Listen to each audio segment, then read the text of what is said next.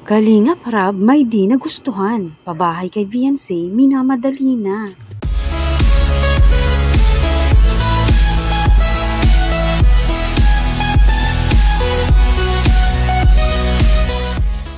Kalingap Rab dumalaw sa pabahay kay Beyonce. May ibang parte na ipinagawa na di gusto. Ano kaya yon? Alamin natin. Kamusta po mga kalingap? Muling nagbabalik ang inyong lingkod mini vlog. Naghahatid ng update tungkol sa mga kalingap. Kung bago ka pa lang sa aking channel, mag-subscribe na at huwag kalimutang mag-like para lagi kayong updated sa aking mga videos. Maaring tapusin po muna natin ang video bago po tayo magkomento. May ibang parte po ng bahay nila Beyonce ang di masyadong nagustuhan ni Kalingap Rab na kung saan ang CR ay nais ni Kalingap Rab dapat ay nasa kwarto ni Beyonce o may sariling CR dapat ang kwarto ni Beyonce. Di nga po nasunod ang gusto ng mga sponsor sa CR para nga po kay Beyonce. Tara, panoorin po natin ang video clip na ito. Ayan. Hindi ko alam kung itong CR na to ay para kay Beyonce lang. Ano ba to? Para sa dalawa? Parang dito ang pinto niya.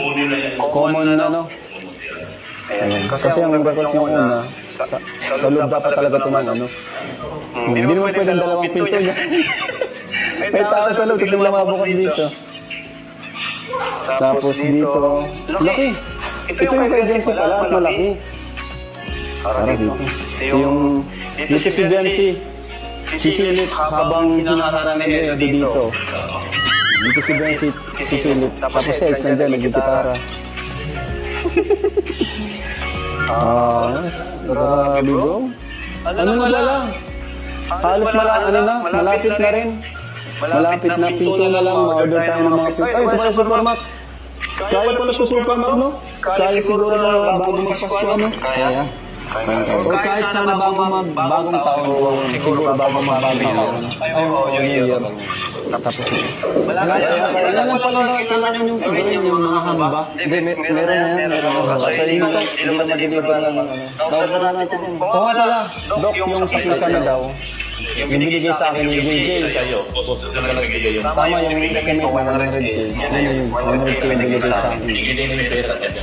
Kailangan na ba yun? Bukas na sana. Yun yung pinarder mo sa akin. Tama, ma-order tayo. Para kasi gusto kong makisa na naman bago kanto yung mga poste para salong-salo yung binigay sa akin. Nanimitan pa rin kasi mabilis naman yung mga kantuan. Tapos, after nun, pintura. Para kasabay na habang may nagpipigay, may nagtatiles. Paano yung mga grills dito?